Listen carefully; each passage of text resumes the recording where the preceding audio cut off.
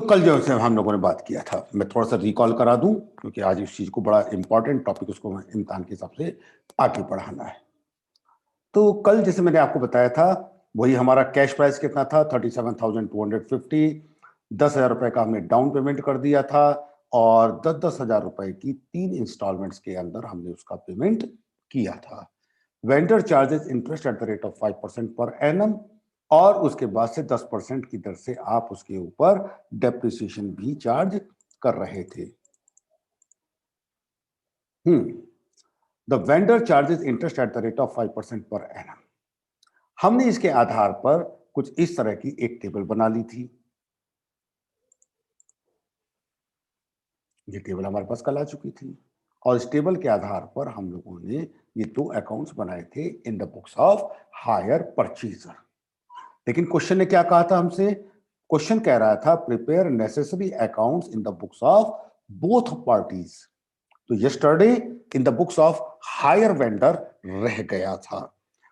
चूंकि higher vendor रह गया था और कल हम लोगों ने बात की थी, इस पैराग्राफ की जरूरत हमें in the books of vendor ही पढ़नी थी।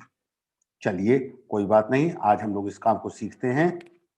सबसे पहला काम हम लोग क्या करेंगे?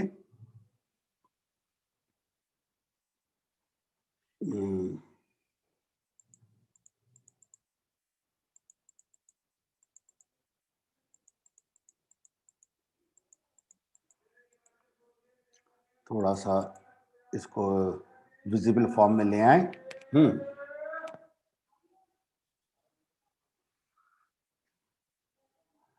सबसे पहले हम लाइनें ड्रॉ करेंगे अपने अकाउंट के लिए।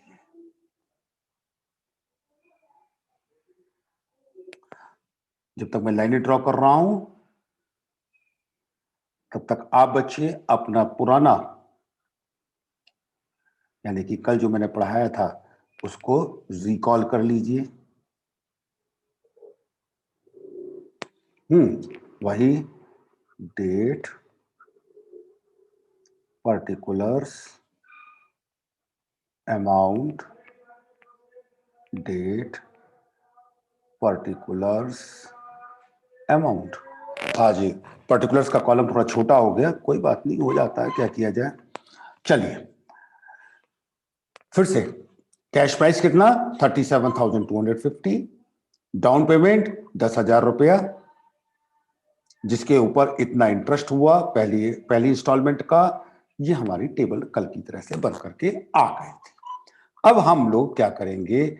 हेडिंग डालेंगे journal entries, sorry ledger in the books of standard motors. और ये हमने किसका बनाया account? Hire purchaser. Hire purchaser कौन है? क्वेश्चन के मुताबिक स्टैंडर्ड मोटर्स लिमिटेड ने सामान खरीदा है। देखिए, फ्रॉम मैसर्स स्टैंडर्ड मोटर्स। इन्होंने मैसर्स स्टैंडर्ड मोटर से खरीदा है, तो हायर परचेजर का नाम क्या हो जाएगा हमारा? Standard Motors. तो सबसे पहले एंट्री हमारी क्या होती थी? वही याद कीजिए, पहली तारीख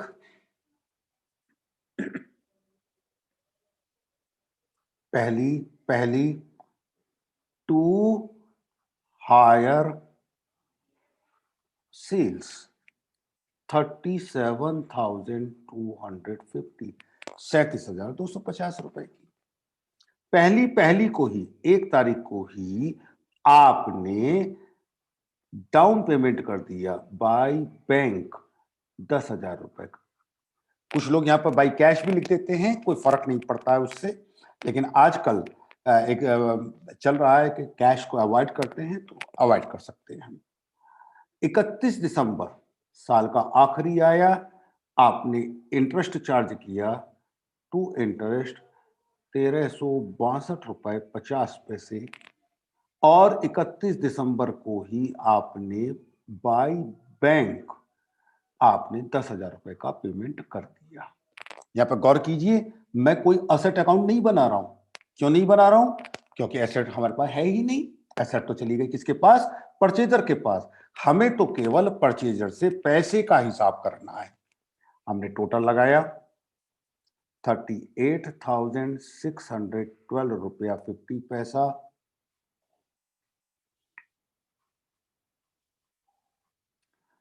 31 दिसंबर को ही बाय बैंक, बाय बैंक का कितना 18,612 रुपया 50 पैसा। सेकेंड ईयर मई पहली तारीख को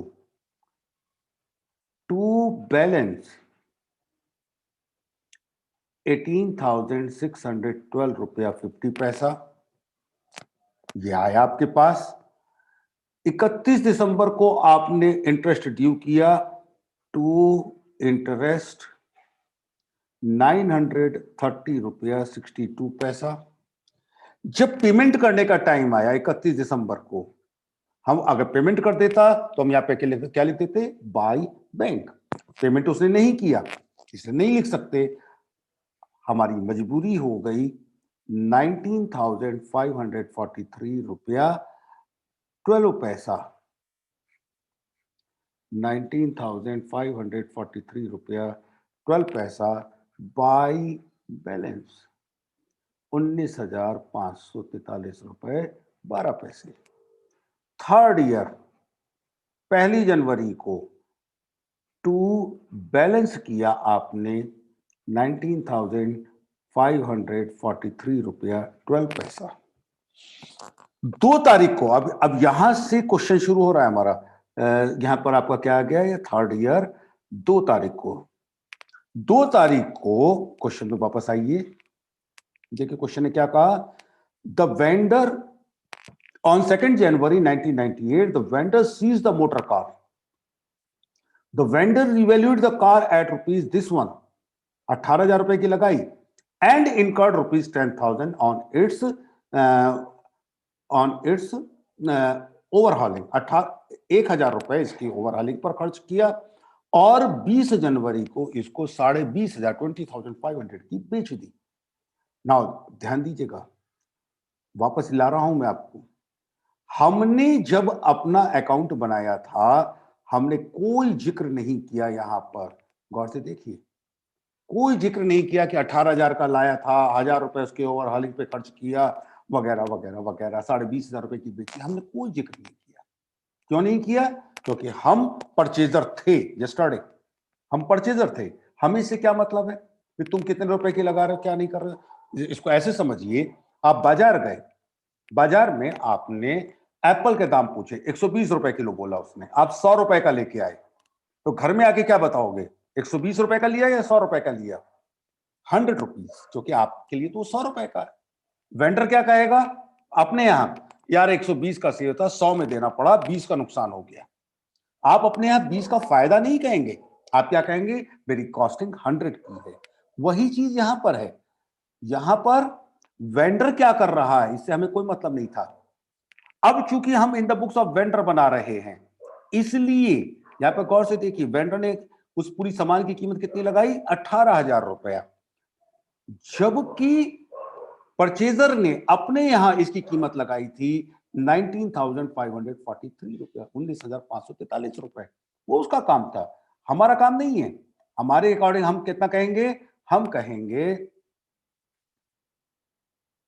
जो मैं लाल से लिख रहा हूं उसके ऊपर ध्यान दीजिएगा, bye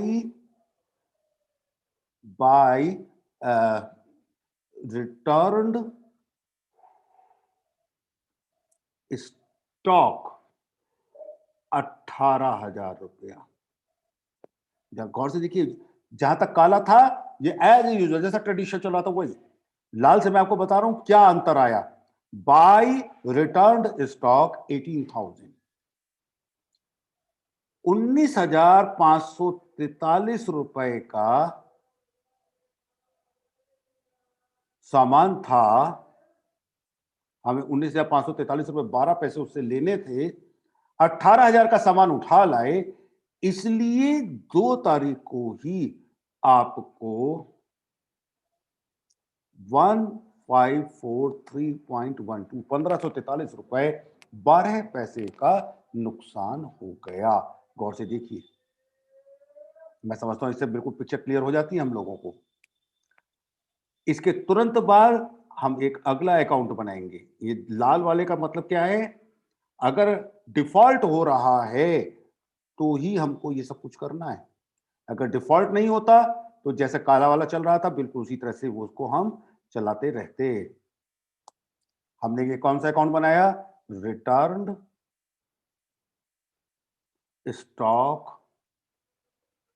account to hire purchaser. ये जो पूरा नाम था उसका, मैसर्स गुप्ता एंड सन्स, 18,000 रुपए का हमने सामान लाए।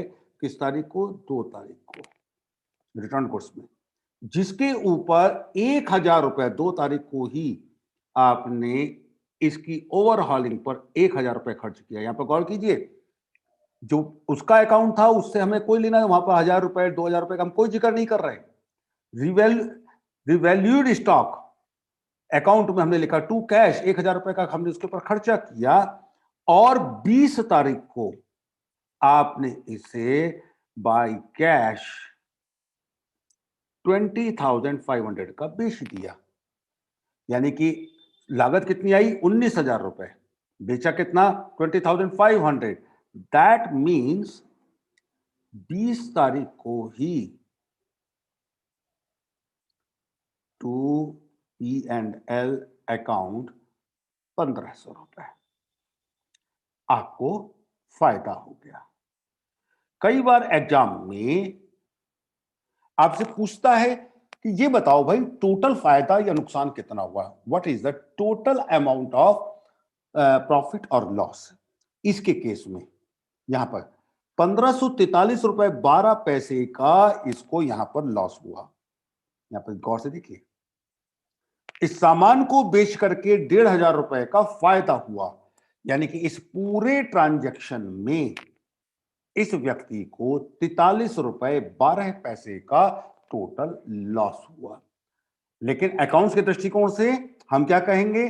This is a loss because of non receipt of the installments, and this 1,500 is the profit because of the sale of repurchased stock account. या रीपर्चेस्ड कह लीजिए, रिटर्न स्टॉक कह लीजिए, चॉइस इज योर्स।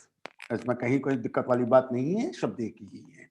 इस चीज को फिर से अगर हम बिल्कुल नीट एंड क्लीन देखना चाहें तो जरा इधर देखिए, फिर बिल्कुल उसी तरह से ये देखिए, to hire sales, this one down payment कर दिया 10,000 रुपया, इंटरेस्ट पे किया 1,362 रुपए 50 पैसे, अगेन पहली इंस्टॉलमेंट दी, बैलेंस निकाला, सेकेंड ईयर की इंस्टॉलमेंट हमने इसकी इंटरेस्ट का ड्यू किया, पेमेंट नहीं हुआ, इसलिए हमने बैलेंस निकाल करके ये सारी अमाउंट ट्रांसफर कर दी। वेल, अब हम लोग थोड़ा सा वापस अभी इस चीज को खत्म करेंगे, तो जरा इसको फटाफट नोट कर लीजिए, अभी आज बहुत काम करना है हम लोगों को। इस पूरे क्वेश्चन के अंदर एक चीज आपने नोट की, मोटर कार थी कितनी? एक, वो पूरी की पूरी उठा के ले गया। अगर व्हाट इफ एक से ज्यादा होती, मान लीजिए 3 होती, और वो कहता इन 3 में से 2 के भुगतान कर रहा हूं, 1 का भुगतान नहीं कर रहा हूं, या 1 का पेमेंट कर रहा हूं 2 का पेमेंट नहीं कर रहा हूं, तब क्या होता? तब उसको अकाउंट को कैसे करते? आज इस चीज को भी हम लोग सीखेंगे, और इस काम के लिए जरा जल्दी से निगाह मारेंगे हम इस क्वेश्चन के ऊपर।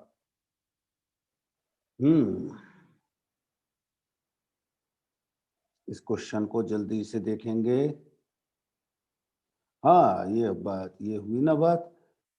हाँ, मैं थोड़ा सा जरा जल्दी से देखेंगे, तब तक मैं इसकी तैयारी करूं।